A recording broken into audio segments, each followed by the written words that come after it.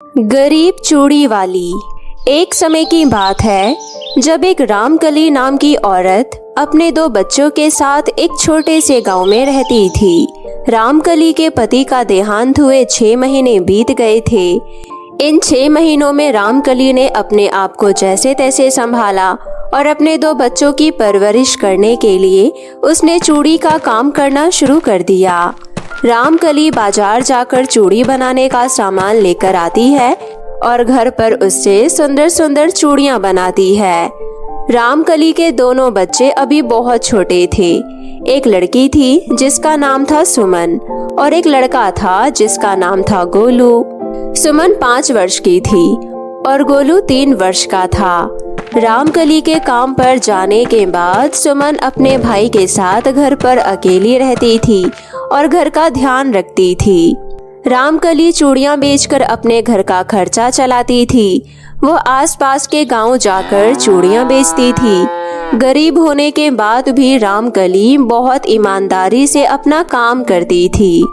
रामकली की हालत देखकर लोग उससे चूड़ियां खरीद लेते थे और रामकली अपनी ईमानदारी से अपना काम करती थी। एक दिन सुबह उठकर रामकली चूड़ियां बेचने के लिए गांव जाती है। उस गांव में सरपंच की दूसरी पत्नी हेमा मालिनी रहती थी। जब रामकली अपनी चूड़ी की टोकरी नीचे रखती है और उसे आवाज लगाती है तो वो मटकते हुए आती है और कहती है, देखो रामकली, अब तुम इस गांव में चूड़ियां बेचने के लिए मत आया करो। अब यहाँ पर एक नया चूड़ी वाला चूड़ी बेचने आता है। तुम जानती हो वो 10 रुपए में 1 दर्जन चूड़ियां देता है। अरे दीदी, लेकिन ऐसा कैसे हो सकता है? मैं तो बाजार से सामान लेकर चूड़ियां घर पर बनाती हूँ, तभी मुझे वो 12 से 14 रुपए तक का पड़ता है। तब जाकर मैं आपको 20 रुपए दर्जन देती हूँ। अगर मैं आपसे 6 रुपए भी ना कमाऊँ तो मैं अपने घर का गुजारा कैसे करूँगी? अरे रहने दो बहन, जो भी हो, मुझे तो सस्ती चूड़ियों से लेना देना है, वो कहीं से भी मिले। अगर कोई हमें कम दाम में चूड़ियां दे रहा है तो हम तो उसी से खरीदेंगे ना। हमें माफ करना, अब हम तुमसे चूड़ियां नहीं खरीदेंगे। हेमा मालिनी की ये बात सुनकर रामकली को बहुत दुख होता है और वो गांव में आगे के घरों में चूड़ियां बेचने के लिए जाती है। पर बहुत सारी औरतें रामकली से चूड़ियां खरीदने से मना कर देती है क्योंकि उन सभी को अब सस्ते दामों में चूड़ियां मिलने लगी थी। रामकली बहुत ज्यादा परेशान हो गई थी। वो अपनी चूड़ियों की टोकरी लेकर गांव के बाहर आ जाती है और एक जगह बैठकर सोचने लगती है, आखिर ये चूड़ी वाला है कौन जो इतने सस्ते दामों में चूड़ियां बेच रहा है? इतने सस्ते दामों में तो चूड़ियां कहीं नहीं मिल सकती है। कुछ तो गड़बड़ है, मुझे पता लगाना होगा। रामकली वहाँ बैठकर सोचती रहती है। तभी वहाँ पर थोड़ी देर में एक चूड़ी बेचने वाला आता है जिसका नाम रामू होता है। रामू गांव में पहुंचकर आवाज लगाने लगता है, चूड़ी वाला, रंग बिरंगी चूड़ियां ले लो, सुंदर सुंदर लाल गुलाबी पीली नीली चूड़ी ले लो। रामकली चूड़ी वाले के पास जाती है और उससे कहती है, सुनो भाई, तुम इतनी सस्ती चूड़ियां कहाँ से लेकर आते हो? अरे कौन हो तुम और तुम्हें क्या लेना देना? तुम बस चूड़ियां खरीदो, कहाँ से आती है उससे तुम्हें क्या लेना देना? देखो, तुम मेरे पेट पर लात मार रहे हो। मैं भी एक चूड़ी वाली हूँ। मैं अपने घर पर चूड़ियां खुद बनाती हूँ, पर मुझे तो इतनी सस्ती नहीं पड़ती है। फिर तुम ऐसा क्या करते हो? अरे देखो बहन, मैं तुम्हें नहीं जानता हूँ, लेकिन मैं तुम्हारी भलाई के लिए कह रहा हूँ। अब तुम इस गाँव की तरफ दोबारा कभी मत आना, वरना तुम्हारे लिए अच्छा नहीं होगा। इतना कहकर रामू वहाँ से चला जाता है और रामकली अपनी टोकरी उठाकर वापस अपने घर आ जाती है। रामकली बहुत ज्यादा परेशान होती है कि अब उसके घर का खर्चा कैसे चलेगा। वो अपने दोनों बच्चों को कैसे खिलाएगी। तभी रामकली अपनी दोस्त सरस्वती को ये सारी कहानी बताती है। अच्छा, तो ऐसी बात है। मुझे तो लगता है कुछ गड़बड़ है। हमें सच का पता लगाना होगा कि आखिर ये रामू इतनी सस्ती चूड़ियां ला कहाँ से रहा है और चक्कर क्या है। हमें एक दिन उस चूड़ी वाले का पीछा करना होगा और देखना होगा आखिर वो इतनी सस्ती चूड़ियां कहाँ से ला रहा है। कहीं ऐसा तो नहीं कि वो कोई चोर हो और हमारे गांव वालों को फंसाना चाहता हो। हाँ बहन, तुम सही कह रही हो, हमें पता लगाना होगा। रामकली और सरस्वती अगले ही दिन पता लगाने के लिए पड़ोसी गांव पहुंच जाते हैं और चूड़ी वाले का इंतजार करते हैं, परंतु 2 दिन वहां पर कोई चूड़ी वाला नहीं आता है। 2 दिन बीत जाते हैं और तीसरे दिन रामू फिर चूड़ियां बेचने के लिए गांव आता है। सरस्वती और रामकली पेड़ के पीछे छुपकर रामू की सभी हरकतें देखते रहते हैं। रामू सभी औरतों को मक्खन लगाकर अपनी चूड़ियां बेच रहा था और सभी औरतों को रामू की बातें बहुत अच्छी लगती है। वो उससे बहुत सारी चूड़ियां खरीद लेते हैं। चूड़ियां बेचने के बाद रामू वहां से जाने लगता है। सरस्वती और रामकली उसका पीछा करने लगते हैं और वो रामू के पीछे पीछे एक गुफा की तरफ पहुंच जाते हैं। तभी वो देखते हैं कि रामू तो एक चुड़ैल से गुफा के अंदर बात कर रहा है। तुम वो सभी चूड़ियां बेचकर आ गए हो ना? हाँ, मैंने सभी चूड़ियां गांव में बेच दी है। और तो और मैंने सभी औरतों को ये भी कह दिया है कि अगर वो पूर्णमासी के दिन वो चूड़ियां पहनेंगी तो बहुत शुभ होगा। मेरे कहे अनुसार सभी औरतें पूर्णमासी के दिन वो चूड़ियां पहन भी लेगी। और देख लेना, उस दिन आपकी शक्तियां बहुत ज्यादा बढ़ जाएंगी। वो सभी औरतें आपके पास अपने आप आ जाएंगी और फिर आप उन सभी औरतों की बलि चढ़ा देना। हाँ रामू, तुम बिल्कुल सही कह रहे हो। जब मैं उन सभी औरतों की बलि चढ़ा दूंगी तो मैं इस दुनिया की रानी बन जाऊंगी, रानी। फिर मुझे कोई नहीं रोक सकेगा। आप सही कह रही हो चुड़ैल रानी। आप बन जाओगी यहाँ की रानी और मैं बन जाऊंगा मंत्री। गुफा के अंदर हो रही सारी बातें रामकली और सरस्वती सुन लेते हैं। सरस्वती तो बहुत ज्यादा डर जाती है और वो दुम दबाकर वहाँ से भाग जाती है। पर रामकली एक साहसी औरत थी। वो सभी गांव वालों को बचाना चाहती थी, परंतु उसे कुछ समझ नहीं आता कि आखिर वो गांव वालों की जान कैसे बचाए। वो चुड़ैल तो बहुत शक्तिशाली थी। रामकली उसका सामना नहीं कर सकती थी। अगर चुड़ैल रामकली को कुछ कर देती है तो उसके बच्चे अनाथ हो जाएंगे। जंगल के रास्ते से रामकली घबराती हुई अपने घर आ रही थी। रामकली को घबराया हुआ देखकर उसे एक परी देख लेती है और रामकली के पास आकर कहती है, अरे अरे, तुम इतना घबरा क्यों रहे हो और जंगल के रास्ते से आ रही हो? इस जंगल में जाना तो खतरे से खाली नहीं है। फिर तुम इस जंगल में क्या लेने गई थी? परी को देखकर रामकली के अंदर जान में जान आ जाती है और वो परी को अपने साथ हुई दुर्घटना के बारे में सब कुछ बता देती है कि किस तरह सभी औरतों की बलि चढ़ाना चाहती है चुड़ैल और बहुत शक्तिशाली बनना चाहती है। तभी परी रामकली के साथ चुड़ैल की गुफा की तरफ जाती है और छुप छुप कर देखने लगती है। चुड़ैल को परी का आभास हो जाता है और वो चुड़ैल परी को देख लेती है। अच्छा, तो तुम दोनों यहाँ पर मुझ पर नजर रख रहे हो। तुम्हारी इतनी हिम्मत? रुको, मैं तुम्हें अभी सबक सिखाती हूँ। चुड़ैल परी के ऊपर वार करती है और परी भी अपनी छड़ी को घुमाकर चुड़ैल के ऊपर वार करती है। दोनों के बीच काफी देर तक घमासान युद्ध होता है और चुड़ैल परी से हार जाती है क्योंकि चुड़ैल अभी कम शक्तिशाली थी। परी चुड़ैल को कैद कर लेती है और उसे उसी गुफा के अंदर हमेशा हमेशा के लिए बंद कर देती है। उसके बाद परी रामकली के साथ गांव जाती है और सभी को उस चुड़ैल की सच्चाई बताती है। सभी औरतें वो सारी चूड़ियां अपने घर से निकाल निकाल कर बाहर फेंक देती हैं और सभी लोग रामकली से माफी मांगते हैं और उसे धन्यवाद कहते हैं कि उसकी वजह से हम सबकी जान बच गई। परी वापस अपने परिलोक चली जाती है। अब रामकली की चूड़ियों का व्यापार फिर से शुरू हो जाता है। अब सभी गांव वाले रामकली से चूड़ियां खरीदने लगते हैं और रामकली अपना जीवन अच्छे से जीने लगती है और अब रामकली की आर्थिक स्थिति में सुधार आ जाता है। रामकली धीरे धीरे पैसे जोड़कर अपने घर की मरम्मत करवा लेती है और अपने दोनों बच्चों का स्कूल में दाखिला करवा देती है। धीरे धीरे करके रामकली अपनी चूड़ियों की एक दुकान खोल लेती है। अब रामकली के पूरे गांव में चर्चे होने लगते हैं। सभी लोग उसकी मदद भी करते हैं और उसकी तारीफ भी करते हैं। सिंड्रेला परी की माँ की मृत्यु। ये कहानी परीलोक की है, जहाँ सभी परियां हंसी खुशी से अपना जीवन व्यतीत कर रही थी और लोगों की मदद कर रही थी। वहाँ पर सिंड्रेला परी भी अपनी माँ रानी परी के साथ रहती थी। सिंड्रेला परी अभी बहुत छोटी थी, इसलिए रानी परी चाहती थी कि सिंड्रेला परी सभी चीजों में कुशल रहे। रानी परी का एक भी बेटा नहीं था, इसलिए वो जानती थी कि उनके परीलोक से जाने के बाद परीलोक को संभालने के लिए सिंड्रेला परी को ही ये जिम्मेदारी दी जाएगी। रानी परी सिंड्रेला परी को परीलोक में ही एक स्कूल में पढ़ने के लिए भेजती है। सिंड्रेला एक बहुत ही शरारती और मासूम बच्ची थी। वो लाड प्यार में पली बढ़ी थी, इसलिए वो बहुत भोली भी थी। वो अपनी जिम्मेदारियां नहीं जानती थी। वो पूरा दिन बस खेल में मगन रहती थी।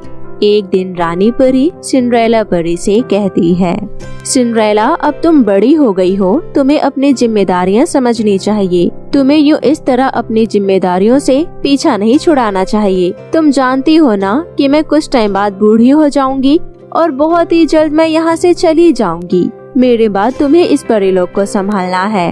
ओहो माँ, आप भी किस तरह की बातें करती रहती हो? मैंने आपसे कितनी बार कहा है आप मुझे छोड़कर कहीं नहीं जाएंगी। आपको समझ नहीं आता क्या? आप जो कहेंगे मैं वो करने को तैयार हूँ, परंतु मेरे सामने इस तरह की बातें ना करिए। अच्छा ठीक है मेरी बेटी, तुम्हें इतना भावुक होने की जरूरत नहीं है।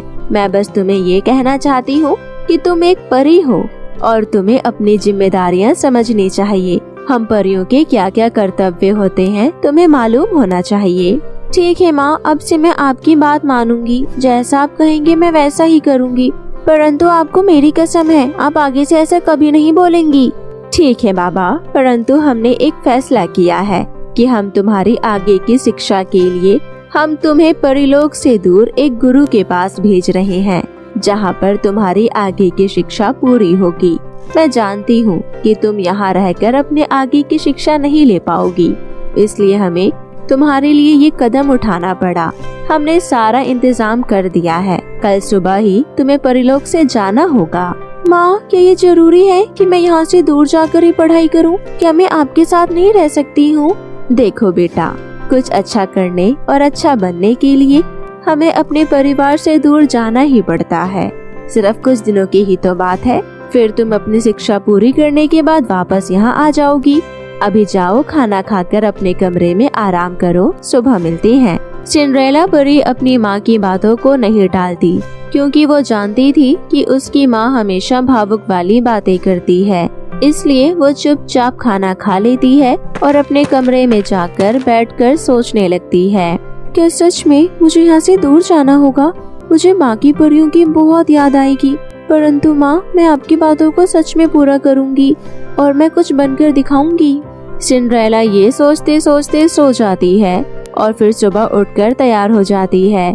उसके बाद सभी परियां सिंड्रेला परी को अलविदा कहने के लिए आती हैं। उसके बाद सिंड्रेला परी सभी परियों को बाय करके अपनी परीक्षा के लिए गुरु के पास चली जाती है। सिंड्रेला वहां पहुंचकर एक झोपड़ी में रहने लगती है। वहां पर सिंड्रेला की जरूरत के सामान बहुत ही कम थे। वहाँ सिंड्रेला को रहना बहुत मुश्किल हो पा रहा था। जब भी सिंड्रेला को पानी पीना होता था तो वो कुएं से बाल्टी भरकर पानी निकालती थी और फिर उसको पीती थी। ऐसे ही बहुत ही मुश्किल से अपना जीवन सिंड्रेला व्यतीत कर रही थी, परंतु धीरे धीरे करके उसको इन सब चीजों की आदत हो गई।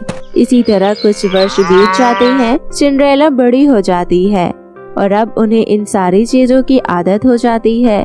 सिंड्रेला परी को सारी बातें याद थी कि वो अपनी परीक्षा खत्म करने के बाद अपनी माँ की सभी जिम्मेदारियों को निभाएगी। एक दिन सिंड्रेला परी अपने गुरु से कहती है, गुरुजी, आपने मुझे बहुत सारा ज्ञान दिया है, उससे मैंने कई सारी शक्तियाँ भी हासिल की है, परंतु आपने मुझे ये कभी नहीं बताया कि मेरी ये सारी परीक्षा कब खत्म होगी। क्या इस परीक्षा की कोई समय अवधि नहीं है क्या? मैं जानता हूँ सिंड्रेला कि तुम अपनी शक्तियों का इस्तेमाल करना चाहती हो, परंतु यह सब तुम समय आने पर ही कर पाओगी।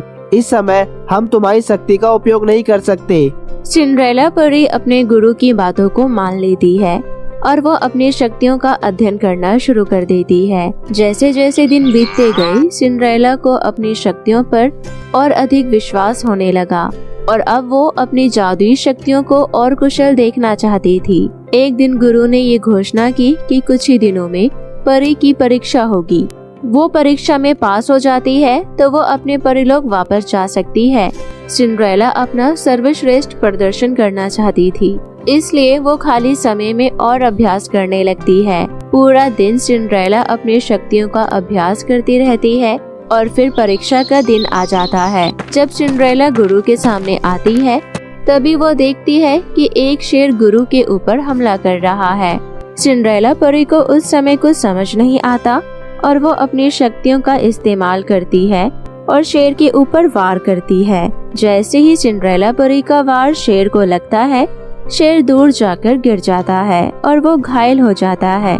सिंड्रेला के गुरुजी बच जाते हैं, लेकिन शेर को घायल देख सिंड्रेला को शेर पर बहुत दया आती है और वो अपनी जादुई शक्तियों से उसे ठीक कर देती है। सिंड्रेला का ये व्यवहार देखकर गुरुजी प्रसन्न हो जाते हैं और वो सोचते हैं कि सिंड्रेला की परीक्षा खत्म हो जानी चाहिए, लेकिन अभी भी कुछ शक्तियाँ बाकी थी जिन्हें सिंड्रेला के पास होना बहुत जरूरी था। गुरुजी जल्दी जल्दी सिंड्रेला को सभी शक्तियों का ज्ञान दे रहे थे कि तभी परीलोक से खबर आती है कि परीलोक पर काली परी ने कब्जा कर लिया है और सभी परियों को पिंजरे में कैद कर लिया है, जिसमें रानी परी भी कैद हो गई है। गुरुजी ये खबर सिंड्रेला परी को देते हैं। सिंड्रेला परी, हमारे पास एक खबर आई है कि परीलोक पर काली परी ने कब्जा कर लिया है और सभी परियों को अपने बस में कर लिया है। मैं चाहता हूँ कि तुम अब अपनी शक्तियों का इस्तेमाल करो और परीलोक को फिर से मुक्त कराओ। मैं तुम्हें यहाँ से जाने की अनुमति देता हूँ और ध्यान रहे, मैं तुम्हारे ऊपर अपनी नजरें बनाया हुआ हूँ। तुम्हें जब भी मेरी आवश्यकता होगी तुम मुझे याद कर लेना, मैं तुम्हारे सामने आ जाऊँगा। क्या कहा गुरुजी आपने? काली परी ने परीलोक पर कब्जा कर लिया है, लेकिन काली परी तो बहुत शक्तिशाली है। देखिए, परी माँ की शक्तियाँ भी उसके आगे टिक नहीं पाई।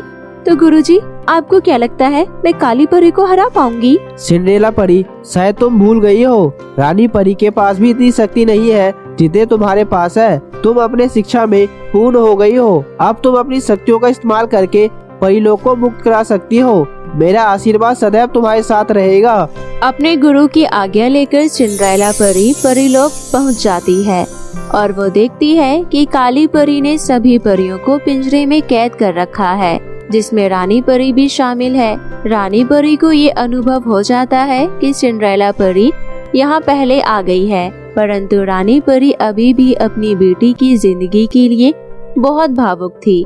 वो नहीं चाहती थी कि सिंड्रेला काली परी का मुकाबला करे, इसलिए रानी परी सिंड्रेला परी को अपने पास नहीं बुलाती है। सिंड्रेला परी वहाँ आती है और वो काली परी को युद्ध के लिए ललकारती है। काली परी, कहाँ हो तुम? मैं कहती हूँ मेरे सामने आओ। अगर तुम्हारे अंदर इतनी हिम्मत है तो मेरा सामना करो। सिंड्रेला परी की बात सुनकर काली परी बाहर आ जाती है और वो देखती है कि सिंड्रेला परी उसे युद्ध के लिए पुकार रही है। काली परी और सिंड्रेला परी में जमकर मुकाबला होता है, लेकिन काली परी भी बहुत शक्तिशाली थी। काली परी छल करके सिंड्रेला पर वार करती है और सिंड्रेला थोड़ी घायल हो जाती है और सिंड्रेला कुछ नहीं कर पाती।